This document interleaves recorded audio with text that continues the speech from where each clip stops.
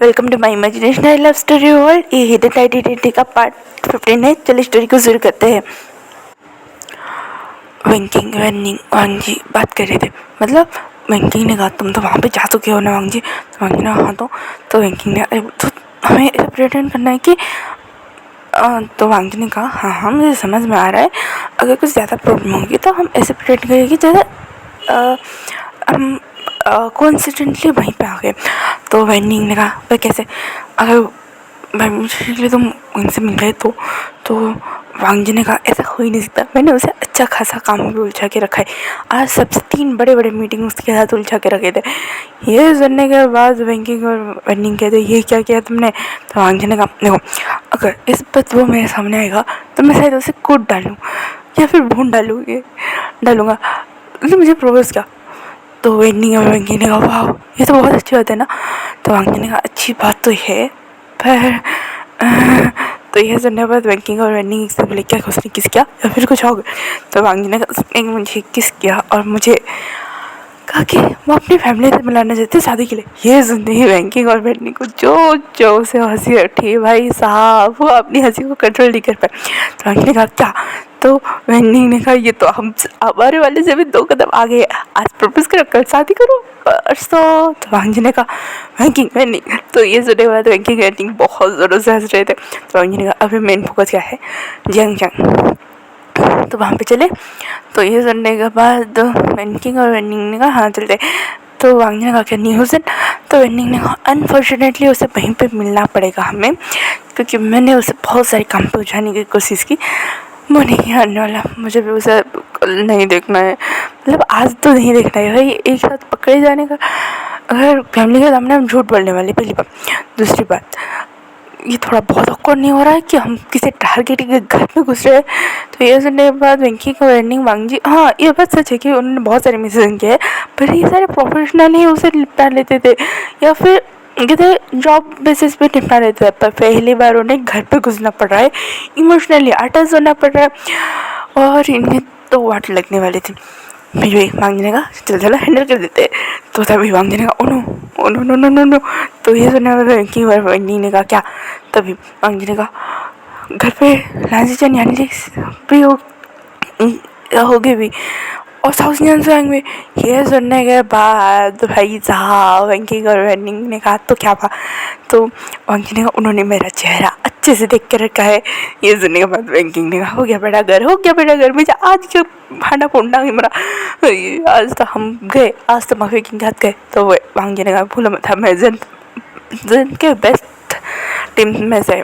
तो ये सुनने के बाद वेंकिंग और यानी एक साथ बोले हाँ आज पूरे बेस्ट टीम का रेस्ट इन पीस होने वाले। तो ये सुनने के बाद वांग जी ने कहा कुछ नहीं होगा, मैं सिचुएशन को देख के बाहर आऊँगा। तो वेंकिंग ना मतलब तो वांग जी ना ऑब्वियसली मैं वहाँ पे जाऊँगा, अगर उनके घर पे पेरेंट्स सिर्फ तुम्हारे सामने होंगे तब भी मैं आऊँगा, मतलब वरना मैं कहीं भी चुप जाऊँगा। तो ये सुनने के बाद वेंकिंग और वेनिंग ने कहा क्या उसके घर पे ही। तो वांग जी ने कहा हाँ वैसा ही कुछ करेंगे। तभी वांग जी जो निकलने वाला था तभी उसे इनका फ़ोन आता है। उसने कहा तुम कहाँ में हो। तो वांग जी ने कहा मेरी तबीयत ख़राब है मैं घर पे रेस्ट कर रहा हूँ। ये क्योंकि वांग जी ने फ़ोन कट कर लिया। तो वेंकिंग और वेनिंग वांग जी को टुकुर देख रहे थे। तो वांग जी ने कहा व्हाट। तो वेंकिंग ने कहा तुम कह रहे थे तुम शहर से बाहर जाने वाले हो। तो वांग जी ने कहा कब। तो वेंकी ने कहा तुमने यही छुट्टी मारी थी। ये सुनने के बाद वांग जी को याद है कि भाई क्या ब्लंडर किया उसने। वेनिंग ने कहा वांग जी तुम्हारे एक प्रपोजल से ऐसा हालत है। तो वांग जी ने कहा क्या मैं उससे शादी नहीं करना चाहता हूँ। तो ये सुनने के बाद वेंकी ने और वेनिंग को जो हंसी आई, वो हंसते हंसते वैसे ही टैक्सी में बैठे और वहाँ से निकल चुके थे अपनी पूरी तैयारी के साथ। और सच में वांग जी ने जैसे बताया था उन्होंने जैसे मतलब एक वह मेंशन के पास जैंक्स पे के मेंशन के आसपास वो पहुँचे जैसे, भाई साहब सच में उसके 1 किलोमीटर के दायरे से ही उन्हें पता चला था कि भाई उनके ऊपर कितने सिक्योरिटी गार्ड नज़र रखे हैं, कितने बैक कमांडो की आंखें हैं, कितने स्नाइपर्स बस दूर दूर से ही उसके रेडियस को फॉलो कर रहे। वांग जी ने कहा तो वेनी ने कहा सही में बहुत ज़्यादा टफ है। तो वांग जी ने कहा मैंने तो बोला था। उसके बाद बहुत नॉर्मली एक्ट करके बैठ रहे थे। यहाँ पे दूसरी भाई ब्रेकफास्ट टेबल पे इन सब ने ब्रेकफास्ट किया और वहाँ से निकल चुके थे। यंगचंग जो घर पे रुकने वाला था, वही जो कह चुका था कि आज बहुत सारी मीटिंग है, आज मैं तुम्हारे फियांसे से नहीं मिल पाऊँगा। वैसे भी मैंने फ़ोटो देख रखी है, तो कोई बात नहीं, मैं फिर कभी मिल लूँगा। तो जंग भी समझता है कि भाई हाँ, मीटिंग्स वगैरह कभी भी कहीं पर भी आ सकती है।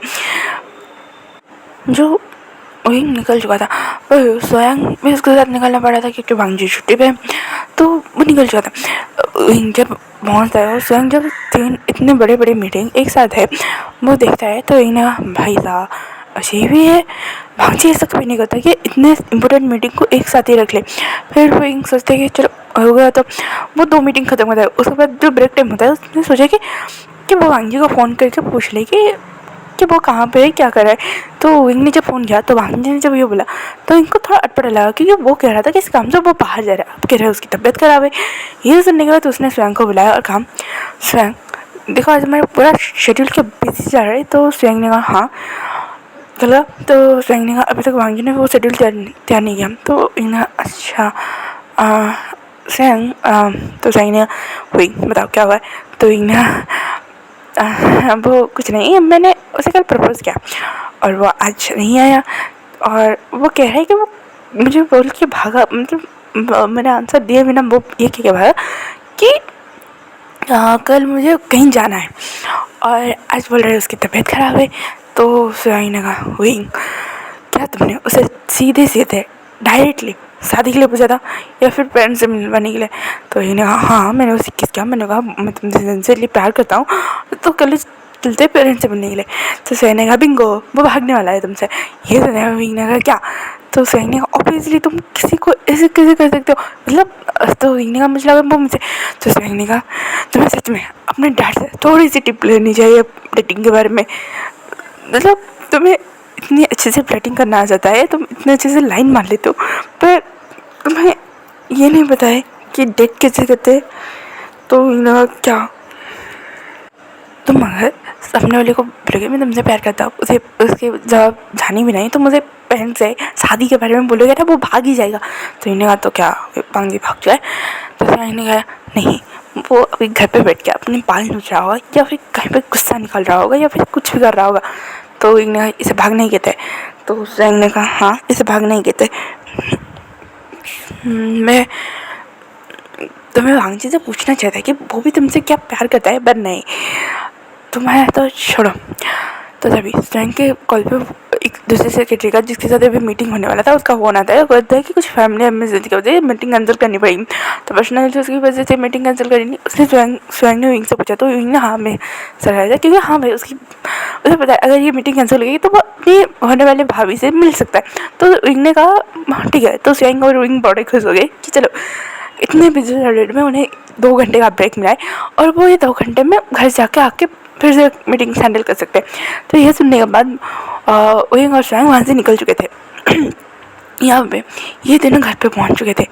इनका घर पे पहुँचने के बाद बड़े ग्रैंड तरीके से साथ मतलब वेलकम किया गया था।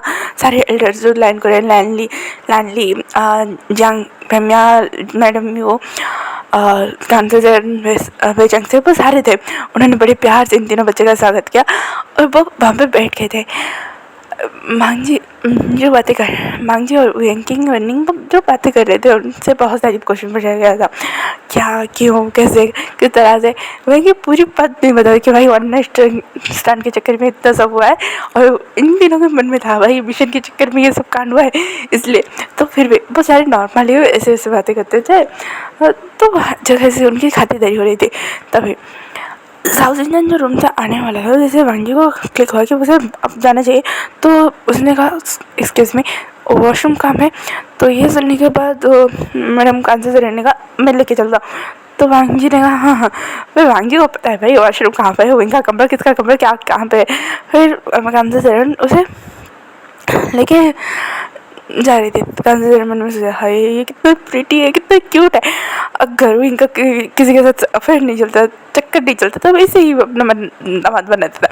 कांसे इनके दिमाग में ही चलता था। फिर भी कांसे मेरे बेटे ने भी अच्छे खासे को पसंद किया है, बस एक बार टेस्ट ले लो वरना ये तो मेरी लिस्ट में पहले नंबर पे आता है। कांसे रेडी से बोल रही थी। उनके मतलब वो हंसे जा रही थी तो वांगी उन्हें थोड़ा अजीब लगा। तो सोच रही थी कि भाई आंटी को क्या हुआ है। फिर भी वांगी ने गहरी सांस ली और वो वहाँ से चला गया था। कहाँ से मतलब जब इन्होंने वांगी को पहली बार देखा, मतलब सारे एल्डर्स से, तो भाई को वो थोड़ी देर के लिए शौक हो गए, क्योंकि भाई सच में वांगी मैडम की पूरी परछाई लग रहा था। फिर भी इन लोगों ने खुद को संभाला कि हाँ भाई शक्ल मिल जाती है तो कभी ना कभी किसी और किसी, तो इसलिए इन्होंने ज़्यादा गौर नहीं किया था। फिर नॉर्मल से इनकी चल रही थी और वांगी मतलब मैं क्या सोच रहा था, ओके रेडी, जल्दी सोच लिया था अगर नीचे आके पहले वो किससे मिलेगा, क्या मिलेगा, जिसे मिलेगा उसे भेज देगी, आंसर देगा। ये वांगी रेडी हो गया था और वो नीचे आ गया था। आने के बाद उसे साउथ ने देखा और कहा तुम यहाँ पे, तो वांगी ने कहा गगा, ये क्योंकि उसने साउथ इंडियन का हक कर दिया और कहा आपकी बेटी तो ग्रो हो गई है, आप कितने क्यूट लग रहे हो। तो साउथ इंडियन ने कहा हाँ हाँ, तो तभी मैडम के आंसर इनको बोलने वाली थी कि तुम लोग एक दूसरे को जानते हो। तो वांगी और साउथ इंडियन एक साथ बोलने वाले थे कि हाँ उन्हें पता है कि क्यों। तभी लांस जर और यानी एक साथ आते बोले कि भाई वो निकल चुके थे ब्रेकफास्ट होने के बाद, उन्हें हॉस्पिटल से फ़ोन आया था कि एक इमरजेंसी केस है। पहले तो वो मैम यानी कि मतलब प्रेग्नेंट और लेडी है। दूसरी बात उनकी एक्सीडेंट हो गई है जिसकी वजह से उन्हें बहुत ज़्यादा चोट लगी। तो लेंसिचन और यानी को फ़ौरन वहाँ से निकलना था और निकलने के बाद उन्होंने केस अच्छे से हैंडल किया। बेबी और मॉम दोनों ठीक है पर अंडर ऑब्जर्वेशन है और ये काम ख़त्म करते हुए वो लोग वापस आ रहे थे। तभी यानी लेंसिचन ने कहा तुम यहाँ पे, तो हमने कहा गगा ये वो मैं वैंकिंग और वेंडिंग के साथ आया। ये सुनने के बाद उन्होंने नोटिस किया कि भाई हाँ यहाँ पे और दो लोग भी है, शायद इनमें से कोई, मतलब इनमें से जो लड़की है वो जियांग चैंग की फियांसे है। तो चलने का अच्छा तो इसलिए आए थे। तभी ना क्या वैंकिंग की शादी विंग से होने वाली है, ये सुनते सबने कहा बिल्कुल नहीं। पीछे से जियांग चैंग ने बोला तुम्हें ऐसी गलत फैमिली क्यों हो गई। जियांग चैंग पीछे से आते बोला और तुम कौन हो और तुम्हें क्यों लगता है कि उनके साथ ही विंकी के साथ कोई। तो वांगी ने कहा क्योंकि तो ये तो विंसा का घर लगता है शायद। तो साउजिया ने कहा हाँ ये विंका ही घर है, मतलब हम सब एक साथ रहते हैं पर तुम घर के अंदर आते नहीं पहचान में। तो वांगी ने कहा उस दिन बहुत अंधेरा था ना तो इसी वजह से नहीं पहचान में। तो लाइन से कहा तुम उस वजह से नहीं पहचान पाए, घर कैसे गए थे। तो वांगी ने कहा कुछ नहीं, उस मतलब वो थोड़ा कंट्रोल करके बोला कि नहीं उस दिन इंसान ने बहुत ज़ोरों से मुझे डांट दिया था ना तो मैं गुस्सा होकर वैसे चला गया था और गुस्से में छोड़ना लोग याद रखते कि वो कहाँ से गुजर रहे। तो यार ना अब पता चल गया ये तुम्हारे बॉस का घर है। तो वांगी ने हाँ अच्छा हुआ। तो यानी ने कहा अच्छा क्यों हुआ। तो ये वांगी ने कहा मुझे लगा कि बैंकिंग के साथ होने वाले एक नंबर की ठरकी है उनके साथ शादी ना हो तो अच्छा है। भाई अब सारे एल्डर को समझ में आ गया कि वांगी है कौन। वांगी वही प्रीटी बॉय है जिसके बारे में जिंगली बात कर रहा था। वांगी वही है जिसे वही ने किस किया था और वही वांगी जिसने दो जोरदार चाटा मारा था। तो सारे मतलब अब वांगी को घेर के बैठ गए थे। बैंकिंग ने कहा चलो यहाँ तक तो बात समझ में आ गई। वांगी आगे क्या, वांगी ने सर हमें बातें कर रही थी उनकी कोड लैंग्वेज से कि कोई बात नहीं आगे देखते हैं क्या होता है। ठीक है अभी तो यू नो विंग नहीं आएगा। तो ये सुनने में बैंकिंग और वांगिंग का गहरी सांस चल रही थी, मतलब हाँ चलो काम हो गया। तभी पीछे से न्यूशन भाई यहाँ पे इतनी चहल पहल क्यों हो रही है, क्या भाभी इतनी खूबसूरत है ये। क्योंकि जैसे ही वो आगे आने वाला था तभी विनिंग ने तुम यहाँ पे वो खड़े होके वो पीछे मुड़ गया था और उसमें एक स्ट्रेट फॉरवर्ड क्वेश्चन था तुम यहाँ पे क्या कर रहे हो। तो न्यूसन ने कहा ये मेरा फैमिली है। तो विनिंग ने अच्छा ये तुम्हारा फैमिली है, अच्छा nice to meet you everyone ma'am sir. तो ये कि वो बोर्ड आउट करने लगा। तो न्यूज़ ने कहा मैम नहीं ये करने की कोई ज़रूरत नहीं, चलो एक तीसरे दोस्त गानी हो गई जियांग चैंग ये मेरे बॉयफ्रेंड है। ये कह के सारे लोग कह रहे थे क्या वाह, सारे थोड़े से शौक थे और कुछ नहीं मतलब कहते ना आश्चर्यजनक थे, मतलब क्या हो रहा है कि ये तीन यहाँ पे आए और उन्हें एक ही दिन में उनकी डॉटर इन लॉ और सन इन लॉ मिले। ये बहुत ज़्यादा चटपटा था। तो मैडम ने कहा कोई हमें एक्सप्लेन करेगा, तो वेंकिंग ने कहा ये मेरा भाई वेंकिंग है, ये मेरा एक होता है दोस्त वांगजी है। तो ये सब नहीं, अब जंग को समझ आया, न्यूज़ को भी समझ में आया कि इन्फॉर्मेशन के मुताबिक वेंकिंग जिसके साथ रही थी वो ये दोनों थे।